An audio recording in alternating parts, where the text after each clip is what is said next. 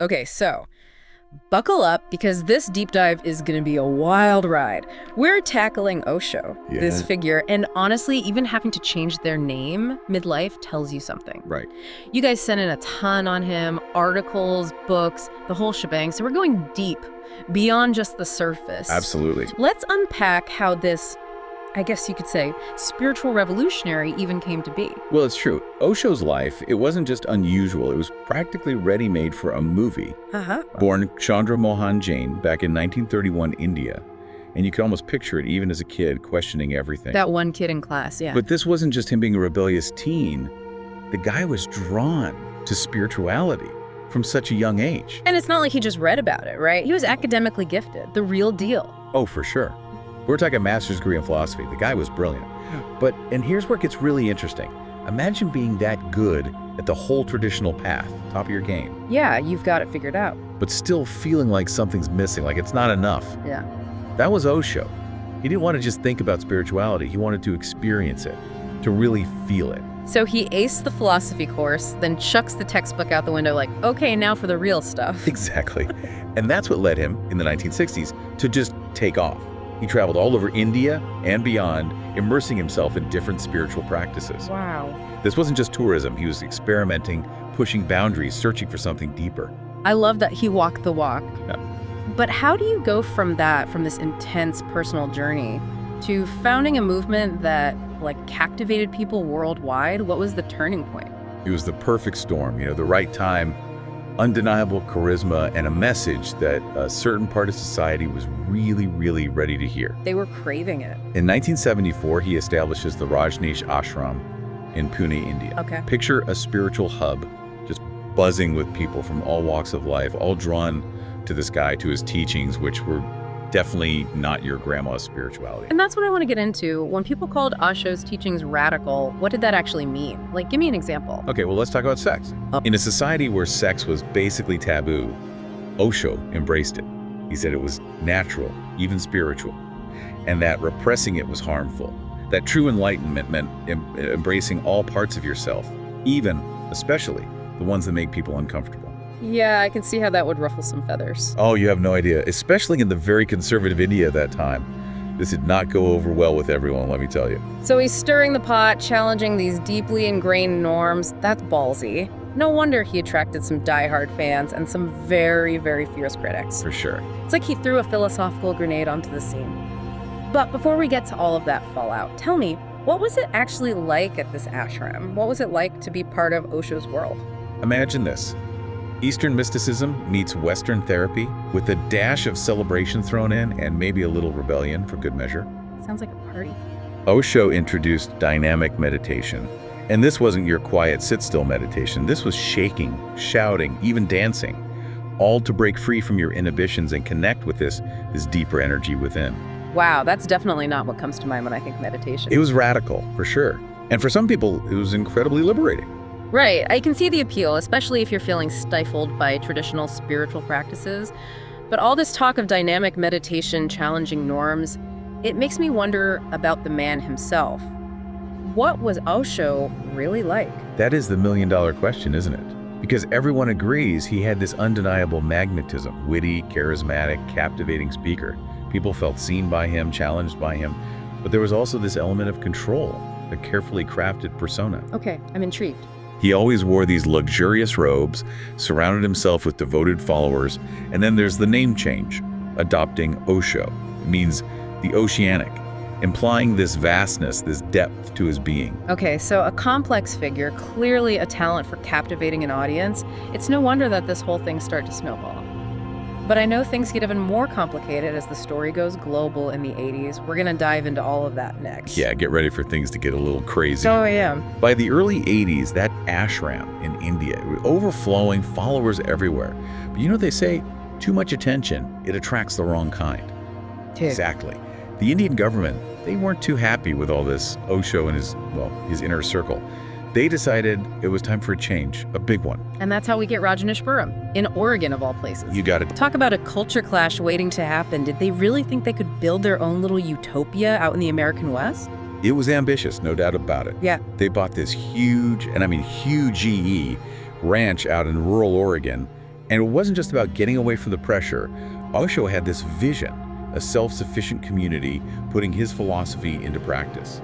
Okay, so real-world application. Yeah, think sustainable farming, innovative therapy programs. They even had their own town council. Wow. So beyond the spiritual aspect, there's this whole back to the land, we're building a new world element.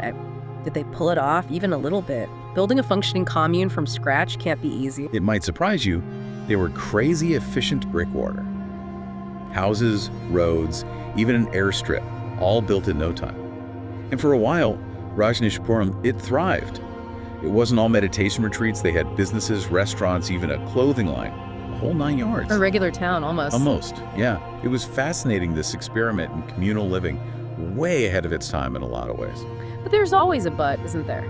Because we know this doesn't end well. Got it. What were the cracks in this utopia they were building? Well, first off, picture this. You're a rancher in rural Oregon, minding your own business. Right, middle of nowhere. Exactly. And suddenly, thousands of these robed, red-clad Rajneeshis show up next door. Yeah, I can't imagine that going over well. Oh, it was an immediate clash. Locals were wary of their practices, the free love thing, even just how many of them there were. Yeah, that'll do it. And the legal battles, land use, building permits, it was constant. So external tension for sure, but I've also read about internal conflicts within the commune. It wasn't all like meditation and organic gardens, was it? You'd think, but no. As the community grew, so did the power struggles within Osho's inner circle. Power, it does strange things to people, even those preaching peace and love. Yeah, human nature rears its head. And at the center of it all, Ma Anand Sheela, Osho's personal secretary, and some would say his enforcer. I've definitely heard that name, and it's rarely associated with anything good. What was her role in all of this? Sheela was one of a kind, that's for sure. Brilliant, ambitious, and totally devoted to Osho. She was ruthless.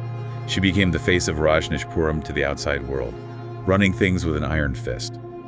And as the legal and social pressures kept building, she got, well, more extreme in her methods to protect the commune, and in her mind, Osho himself. Okay, so alarm bells are definitely starting to go off.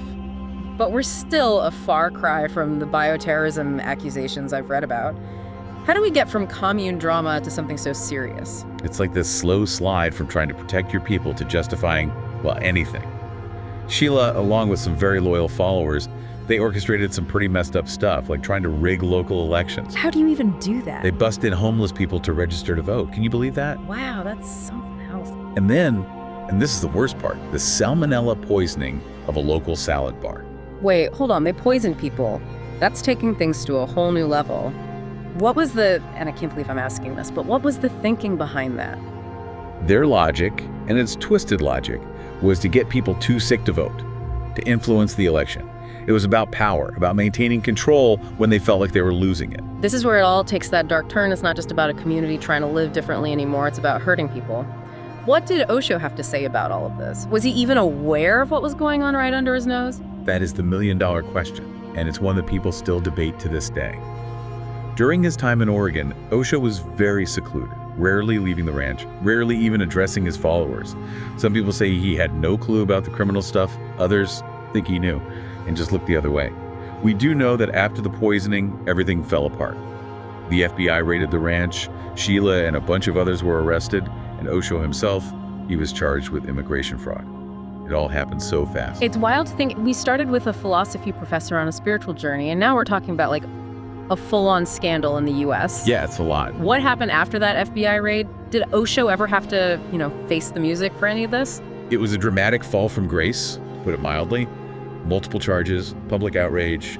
Osho ended up pleading guilty to the immigration fraud and agreed to leave the US permanently. The whole Rajneeshpuram thing, it just dissolved.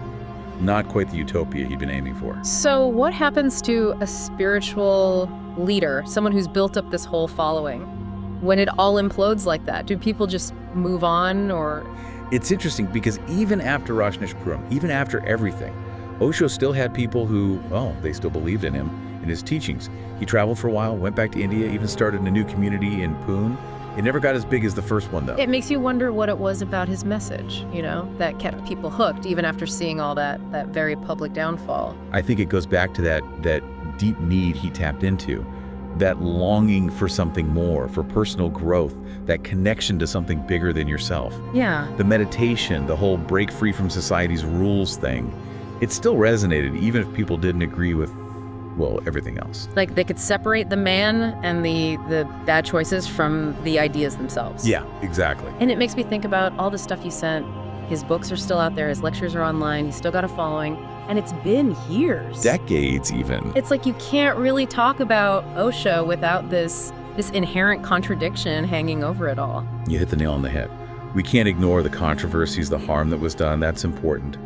But there are also, some genuinely insightful things in his teachings, stuff that's helped people. It reminds us that this search for meaning, for spiritual growth, it's messy. It's not always pretty, definitely not black and white. That's a really good point. So as we wrap up this deep dive, what's the takeaway here? What do we do with Osho's legacy? Can you even hold the good and the bad in your mind at the same time? I think, you have to. Osho's life, his teachings, they're a cautionary tale. A reminder that even in movements built on love and enlightenment, well, bad things can happen. We have to think critically, question authority, and never ever abandon our own moral compass, even when someone's charismatic or the ideology is really appealing. But it's also a reminder that humans, we crave meaning, we crave connection, and that search, it can lead to amazing things, but also dangerous ones. So maybe the biggest lesson is there are no easy answers when it comes to Osho.